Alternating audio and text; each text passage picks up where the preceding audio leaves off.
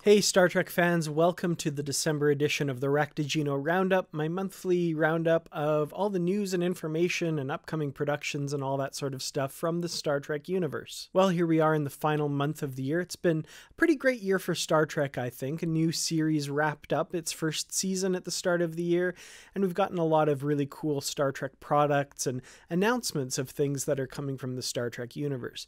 Not a ton of news this month, however there were a couple big news stories that did make waves in the Star Trek fandom, so let's take a quick look at some of the top news stories from November in the Star Trek universe. In recent weeks, a new TV spot has emerged for Star Trek Discovery Season 2. Most of it is stuff we've seen in previous trailers, however there are a couple of new scenes that we can glean from this TV spot, including this one featuring a smiling Spock right at the end of the trailer. This of course has generated a little bit of controversy in the Star Trek fandom. I give my thoughts on that in this video. Earlier in November, Deadline reported exclusively that CBS is in talks with actress Michelle Yeoh to lead a new Star Trek television series based on her character of the Mirror, Philippa Georgiou. The series reportedly would follow her character and her exploits in the mysterious Section 31. There has still been no official announcement about this series, so it is still officially a rumor at this time. However, back in August, CBS Executive Vice President for Original Content Julie McNamara did confirm that they were talking about Discovery spin-offs, and that one headed by Michelle Yeoh had been discussed.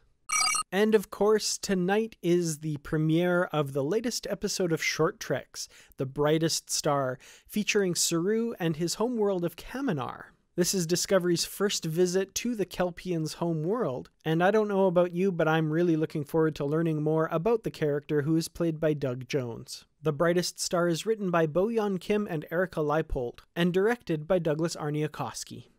Upcoming productions for the month of December, we do have 3 comic issues that are set to be released throughout the month. First up is issue number 5 of Star Trek The Next Generation, Terra Incognita. That was released on December the 5th. We have Star Trek Waypoint putting out a special issue. This was a series that had a limited run and did stories in the Star Trek universe that diverged a little bit from the norm. This is a special larger issue that will be coming out on December the 12th. And the 6th issue of Terra Incognita is coming out on December 19th. This is the final issue in the Terra Incognita miniseries. Next up is The Most Toys, where I talk about a recent Star Trek product that I've acquired.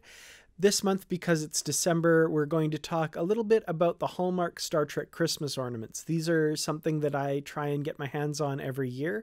And this year there were a couple cool exclusives as well as the regular run of Star Trek ornaments that will be gracing my tree this year.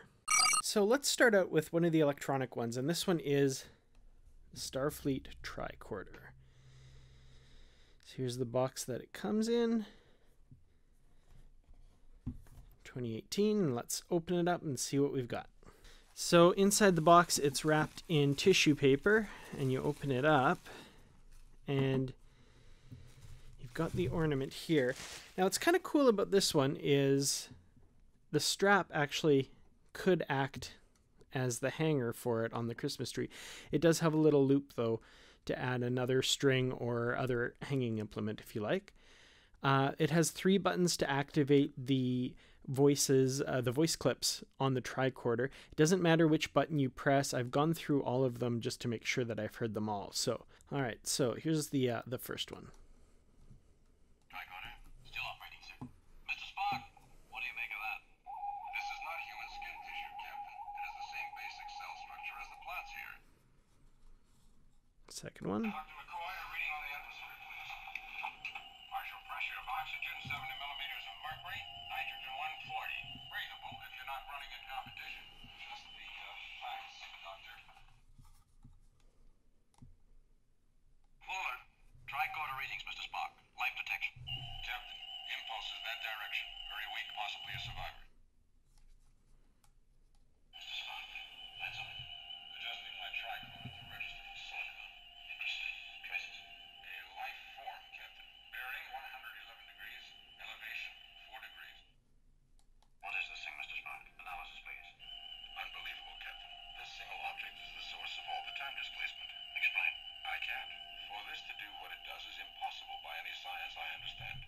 So, famous one from City on the Edge of Forever, of course.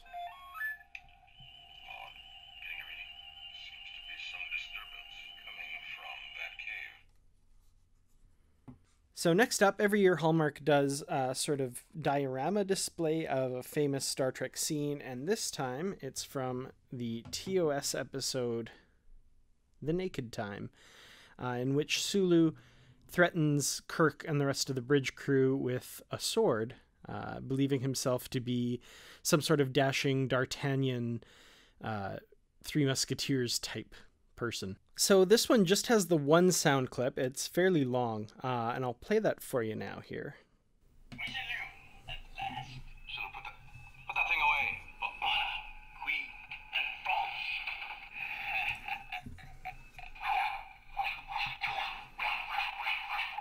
Sulu. I'll protect you, bandit. Oh, Sulu. I'd like you to teach me that sometime. Take D'Artagnan here to sickbay.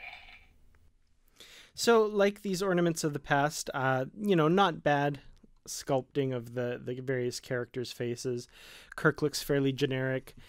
They've put some extra attention to Sulu. He looks really good, of course. And it's a really memorable scene, a really famous one. Everybody kind of knows the topless Sulu with a sword image that goes around regarding Star Trek. The one thing about that sound clip that I'm kind of sad about is it eliminates one of my favorite lines from Uhura after Sulu says, "I'll protect you, fair maiden." Uhura comes back with, "Sorry, neither." And I always loved that line, and it's kind of sad that they took that out. But anyway, it's a gorgeous little ornament. It'll make a nice addition to your tree. I mean, nothing screams Christmas like a half-naked George Takei wielding a sword. Am I right? And finally, the final electronic keepsake ornament from this year. Every year Hallmark does a ship of some kind, and this year, of course, they have done the USS Discovery. And I personally think this is a gorgeous ornament. They've done a really good job on it detail-wise. I think this actually rivals, or at least comes very close to, the Eagle Moss version of Discovery. The thing is, because of the shape of Discovery, parts of it are very thin, so there are some areas where I think it would have been nice to get some more electronics in. If you hit the button here, we do have a few light up areas. We have the main deflector dish and the areas to the left and right of it. Let me just get the focus right there. And the bridge module lights up as well. I would have liked it if they'd gotten the warp nacelles to light up and the impulse drives at the back. But again, this is a very thin ornament, and those engines are very, very thin, of course, on the Discovery design. So I imagine it was probably fairly difficult to get all of that in there. So, it looks pretty good. It lights up for, I'm going to guess, about 15 to 20 seconds. I haven't timed it out exactly, but it really is a gorgeous, gorgeous representation of Discovery. So, I think this one will look good on anyone's tree. So with all of the electronic ornaments this year, they do take 1.5 volt button batteries, which are included in the packaging. They are not installed though, so you will need a small Phillips screwdriver. Let me just get that in focus there. You'll need a small Phillips screwdriver to undo the battery compartments and install the batteries. But other than that, they are good to go as is. We do have a couple more ornaments to talk about. Next up is a special edition ornament that was released later than all the others. It comes in some special packaging here. So this one is the Hallmark Keepsake USS Enterprise, and it's done in metal. So let's open that up. It's not electronic, but it is quite gorgeous. Take that off of there. And this one actually comes with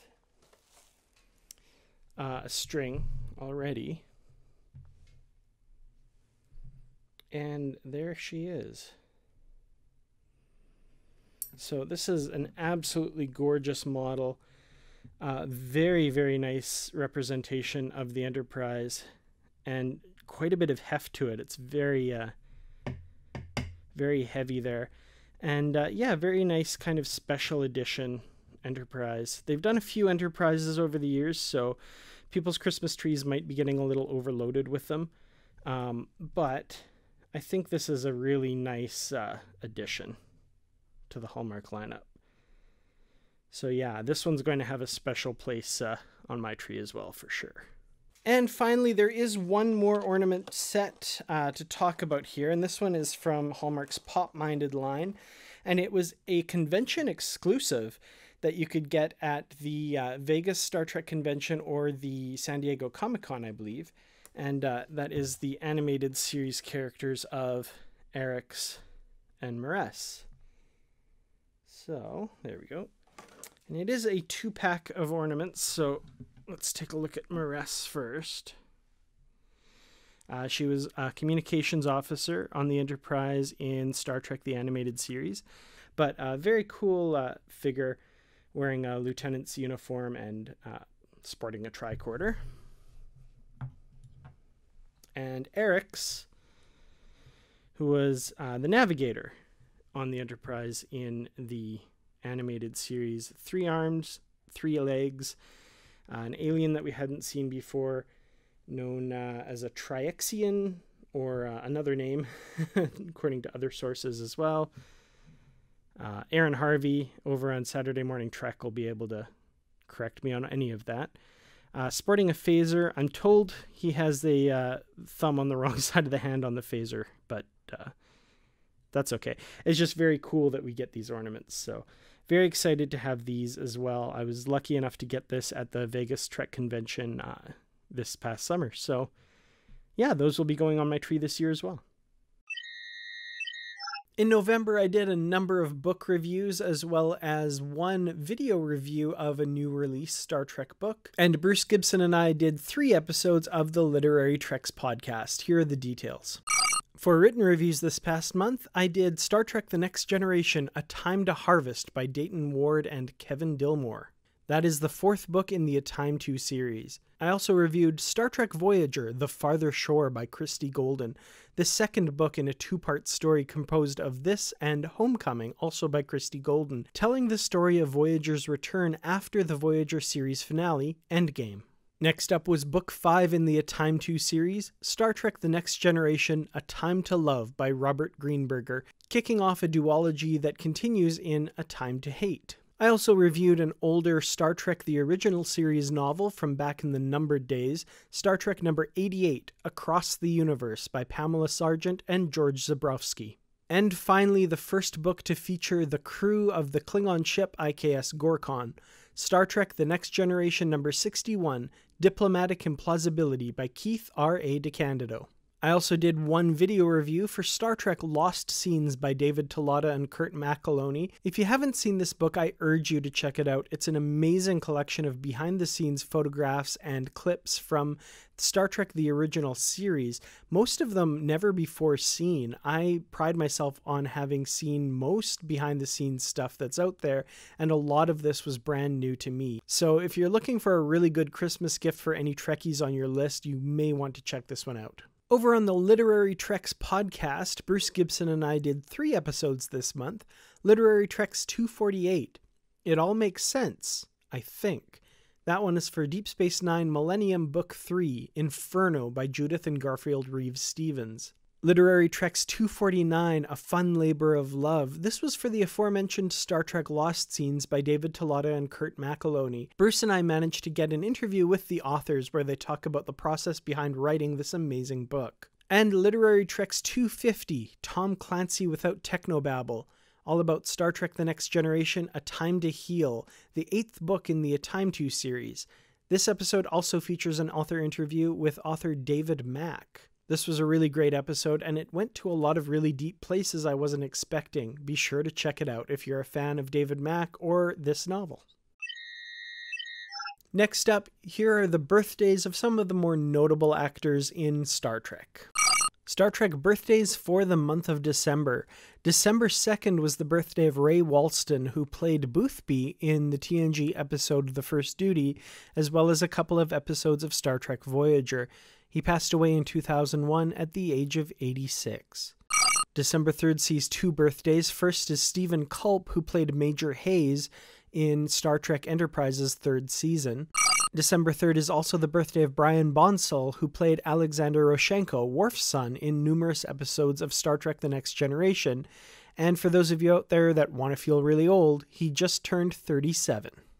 December 4th is Tony Todd's birthday. He's probably best known to Star Trek fans as Kurn, Worf's brother, but he also had a really memorable turn as the older Jake Sisko in the Deep Space Nine episode The Visitor. He also played a Hirogen in Star Trek Voyager. December 6th is the birthday of Leon Rossum, who played the Starfleet C&C in Star Trek VI, The Undiscovered Country, and Admiral Todman in the Deep Space Nine episode The Die Is Cast. On December 7th, Mark Rolston celebrates his birthday. He's best known primarily for playing villainous-type characters. In Star Trek, he played Pierce in the episode Eye of the Beholder, Kuroda in the Enterprise episode Kanamar, and also a Klingon named Mach. Speaking of Klingons, a famous one celebrates his birthday on December 9th, Michael Dorn, who of course played Worf in Star Trek The Next Generation and Deep Space Nine. Continuing with the Klingon theme, December 10th is the birthday of John Colicos, who of course played Kor in the original Star Trek episode Errand of Mercy, as well as reprising the role in 3 episodes of Deep Space Nine. He passed away in 2000 at the age of 71. December 10th is also the birthday of noted Star Trek guest star Fionnuala Flanagan, who played Inina Tandro in the Deep Space Nine episode Dax, Juliana Tainer, Data's mother, in the TNG episode Inheritance, and the Vulcan ambassador Volar in the episode Fallen Hero.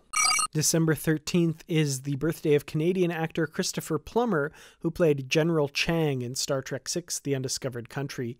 December 14th is James Horan's birthday, who played a number of Star Trek guest stars over the years. Joe Brill in the TNG episode Suspicions, Lieutenant Barnaby in Descent Part 2, and also the humanoid figure known to fans as Future Guy in several episodes of Enterprise. December 15th, Garrett Wang celebrates his 50th birthday. Garrett, of course, played Harry Kim in Star Trek Voyager.